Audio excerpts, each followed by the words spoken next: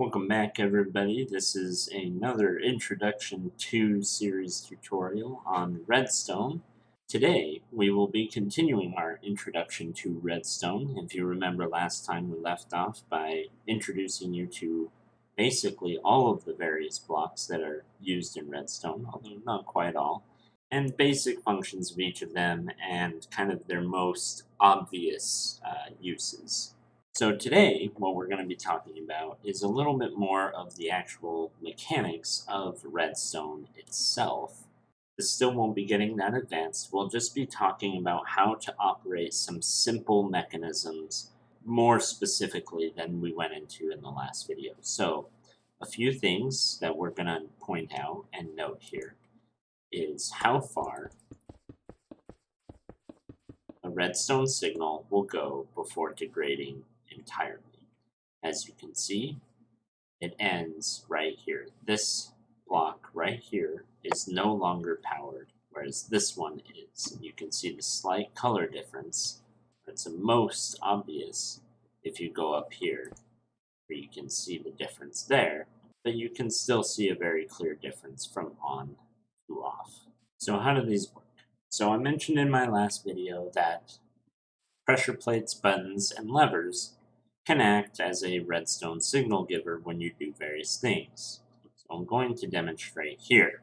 You can see this redstone torch is keeping that light on, and the only way to turn that light off is to get rid of the redstone torch. The only way to put it back on is to put a redstone torch down.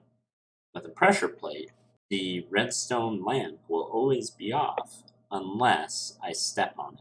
And now you can see it is on. And then it waits a half a second when I step off before turning off again. A button does essentially the same thing, except it gives it a couple of ticks before it goes away. And a lever is just a nicer way of being able to add or remove that signal semi-permanently without using a redstone torch. So it won't turn off until I flip the lever.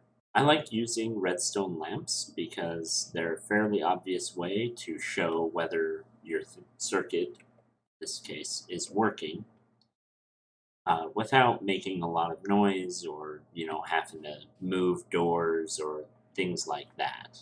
A redstone signal can be split in as many ways as you need it to be. So you can see I can build this, and all of these are powered lines. However, because of that same distance requirement, you'll notice none of these lamps are lighting up. That's because it's exceeded the total distance, because it has to travel this way, and then this way, and then down that way. But if I were to put a redstone lamp here, get rid of that, so that it leads into the redstone lamp, it will turn on, despite the pressure plate not being pushed. Similarly, if I put one there, or one here, even though the lever is not pushed, and the button's not pushed. Notice how, with this one, I had to remove this redstone block, or this redstone dust, in order to get this redstone lamp to turn on. That is because in order to power a block, such as a redstone lamp, or a piston, or a door, you have to have the redstone leading directly into the block in some way. Another way you'll commonly see this is with a repeater. That way, a repeater allows me to place redstone all around it without interfering with the signal going into the lamp. So a lot of people will use repeaters to ensure that the signal gets to the exact block that they want it to go, while being able to move all the other objects around them. Another mechanic of redstone is that it can power through a block. So you see I've placed some diorite here, and then I've added some redstone here, and it is still powering this redstone lamp. And just to show you that I'm not bluffing or cheating or anything, there is nothing, fancy going on here. It's just a redstone lamp and a block.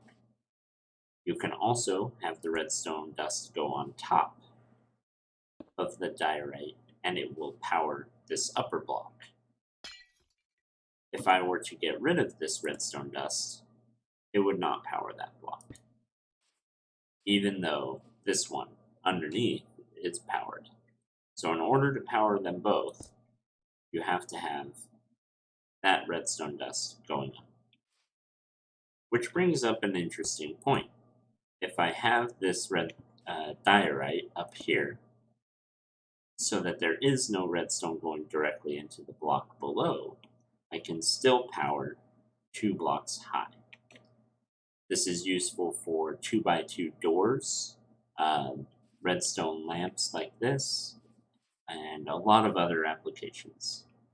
It does become problematic, however, because if you don't want this block down here to be powered, you have to make sure there isn't a block there at all. Notice how when I have a redstone torch here, while this area is powered, this redstone torch turns off, and all the redstone dust in front of it is no longer powered. If I get rid of this redstone dust becomes powered. I don't know exactly when this feature came in, or if it wasn't originally a bug. If you do remember and have a quick source, feel free to let me know. I always appreciate more knowledge. I believe it was originally a bug that has been kept in because it allows you to do so many useful things. In real life, what is going on here would be considered an inverter. It is inverting the signal from a positive to a negative, or from a negative to a positive. This is extremely useful because, as you can see, I can build a redstone repeater, in effect, without using an actual redstone repeater. So if I turn this off, it's still off, and if I turn this on, it's still on, and it's at full strength. This is where a redstone repeater came from. Originally, people used to build repeaters using some kind of pattern similar to this, or other structures. This mechanic here, with the redstone torches turning off when they have a signal going into them, is extremely useful for everything else we will be doing. Why does it work? I'm not entirely sure. I can tell you that it does work. I can tell you I believe it was originally a bug, however, I very well could be wrong on that. But it essentially allows us to create inverters and invert the signal from positive to negative or negative to positive and refreshes the signal every step of the way, which allows us to create logic gates and every other type of circuitry we will need in order to make more complicated redstone mechanics, including, like I mentioned before, that guy who made the graphing calculator, which I can't get over how awesome that is. This person really made a graphing calculator using essentially nothing more than redstone torches, redstone dust, buttons, levers, and pistons, if I remember right. That is a few of the mechanics we will be working with, for the most part. There are a few other mechanics, such as if you have a redstone torch underneath a block, the redstone signal will transfer to above the block, and you can continue it on that way. If you place a block above an empty space, or a space that just has redstone dust like this, it will block the signal from traveling down. But this block will still be powered by this signal as per normal. If you get rid of this block, you can see the rest of the redstone signal will get around. This gets a bit weird when you start doing stuff like this, where you create kind of a clock for half a second anyway, before it goes out. But it does allow you to do some other things with redstone mechanics and allow you to build more compact designs. We won't get too much into that now, but I do think it's worth pointing out. The other thing worth pointing out is certain blocks, like the redstone lamp, you can power adjacent redstone lamps with them. So it will power one redstone lamp in each direction.